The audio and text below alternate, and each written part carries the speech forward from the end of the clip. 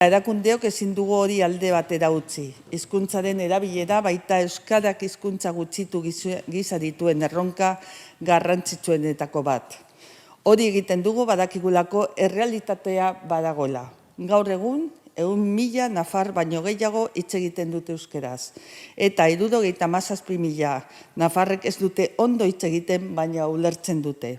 Duela 3 hamarkada kopu honen erdia ziren. 51.000 euskaldun aktiboa eta 20.000 pasiboa. Hau da gure politika publikoetan kontuan hartzeko moduko hizkuntza komunitate garrantzitsu edo gutxienez gogoan hartzeko den baten aurrean gaude, beti ere bizikidetzaren eta beste lehentasun batzuk dituen gizartearen beste batekiko errespetuarekin, eta etorkizuna ere baduen komunitate bat. Aurtengo leloak elkar mugituz egingo dugu. Komunitatean euskaraz hitz egiteko eta komunikatzeko gonbita egiten digu. Auzolanean aritzeari, eta hori egin nahi dugu.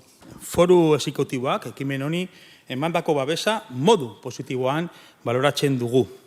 Eta gaur, Euskaraldian abian jartzen den egun honetan, kohesio sozialerako ekintza kolektibo moduan duen balio. Eta gure kultura aniztasunaren errespetu eta promozio moduan ere due balioa. Azpimarratu nahi dugu Geroabaitik parlamentu honetan. Inposaketarik gabe, voluntarioki eta empatiaz. Parlamentu honetatik eta Nafarroako gobernetik ere, hizkuntza aniztasuna sendotzen duten eta herritar guztien artean.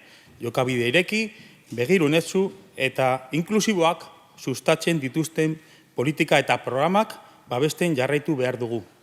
Eta horixe da Euskaraldia.